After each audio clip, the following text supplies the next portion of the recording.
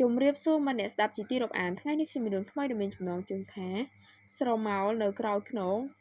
ដែលជាភាគទី1សូមរីករាយស្ដាប់ដូចតទៅនៅម៉ោង 12:45 នាទីរំលងអាធ្រាត្រភាពស្ងប់ស្ងាត់នៃទីក្រុងនៅខាងក្រៅផ្ទុយស្រឡះអំពីភាពវឹកវរនៅក្នុងចិត្តរបស់រទ្ធីនៅក្នុងបន្ទប់ធ្វើការដែលមានទំហំមិនធំពេកមួយនេះក្លិនក្រដាសចាស់ៗនិងក្លិនកាហ្វេដែលត្រជាក់យូរហើយបានសាយភាយពេញអាកាសកង្ហារពីដានបង្វិលយឺតៗបង្កើតបានជាសូរចង្វាក់លាន់សូរវើតស្មើគ្នាដែលស្ដាប់ទៅហាក់ដូចជាសូរដង្ហើមរបស់អ្វីម្យ៉ាងដែលកំពុងរង់ចាំរទ្ធីអង្គុយនៅមុខកុំព្យូទ័រយួរដៃដែលមានពន្លឺអេក្រង់ជះមកលើផ្ទៃមុខដ៏ស្លេកសាំងរបស់គេកំពុងព្យាយាមផ្ទៀងផ្ទាត់ឯកសាររាប់សិបដែលតាក់ទងនឹងការងារស៊ើបអង្កេតរបស់គេប៉ុន្តែពាក្យពេចន៍នៅលើអេក្រង់ហាក់ដូចជាកំពុងរាំរបាំក្បែរគ្នាដែលធ្វើឲ្យគេមិនអាចចាប់អារម្មណ៍បានហេតុផលតែមួយគត់ដែលរទ្ធីនៅតែបន្តអង្គុយនៅទីនេះមិនមែនដោយសារតែការងារនោះទេប៉ុន្តែដោយសារតែគេមិនហ៊ានទៅគេងមួយសប្តាហ៍មកនេះរទ្ធីមានអារម្មណ៍ថាខ្លួនឯងមិនមែនជាមនុស្សម្នាក់ដែលនៅក្នុងបន្ទប់នេះតែម្នាក់ឯងនោះទេពេលដែលគេឈប់ធ្វើការដើម្បីសម្រាកបន្តិច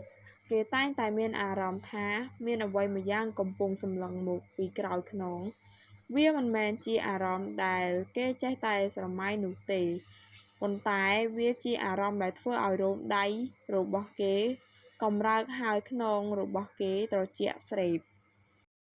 រទ្ធីដកដង្ហើមធំរួចសម្រេចចិត្តបិទកុំព្យូទ័រសភាពស្ងាត់ជ្រងំនៅក្នុងបន្ទប់ធ្វើឲ្យគេឮសូរចង្វាក់បេះដូងខ្លួនឯងគេសម្រេចចិត្តងាកក្រោយយឺតដើម្បីផ្ទៀងផ្ទាត់សេចក្តីសង្ស័យម្ដងទៀត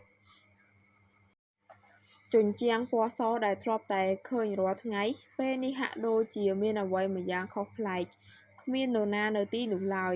មានតែភាពងងឹតដែលគ្របដណ្ដប់នៅជ្រុងបន្ទប់ឈួតហើយរទ្ធីអើយឯងកំពុងតែឈួតហើយ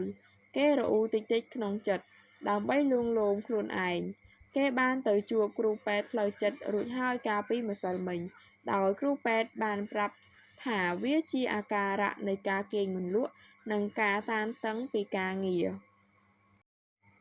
រទ្ធីបែរត្រឡប់មកមុខតុវិញប៉ុន្តែនៅពេលដែលគេក្រឡេកទៅកញ្ចក់បង្អួចដែលឆ្លុះបញ្ចាំងនូវរូបក្នុងបន្ទប់ភ្នែករបស់គេបោកធំក្នុងកញ្ចក់នោះវាមិនមែនបង្ហាញតែរូបភាពរបស់គេម្នាក់ឯងទេនៅលើជញ្ជាំងខាងក្រោយខ្នងរបស់គេដែលគួរជាជញ្ជាំងទទេមានស្រមោលខ្មៅមួយកំពុងឈរស្ងៀមស្រមោលនោះមិនមានរូបរាងច្បាស់លាស់ទេប៉ុន្តែ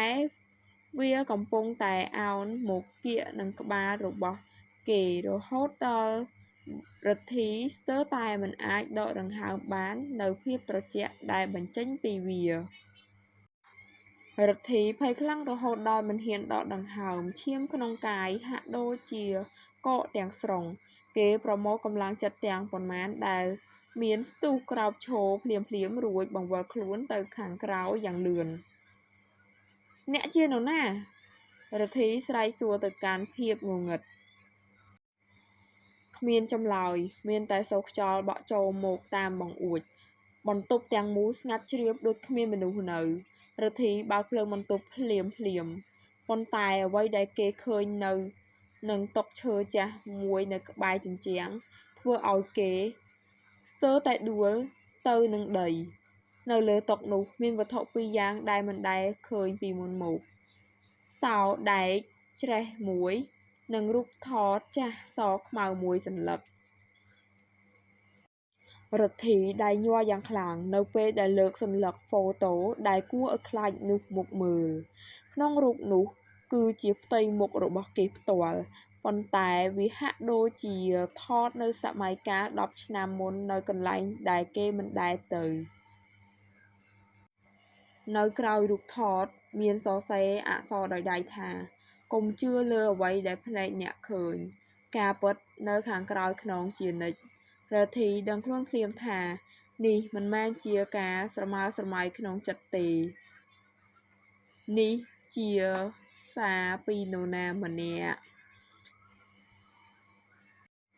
សូមរងចាំស្ដាប់នៅភាគបន្តសូមអរគុណនិងសូមជម្រាបលា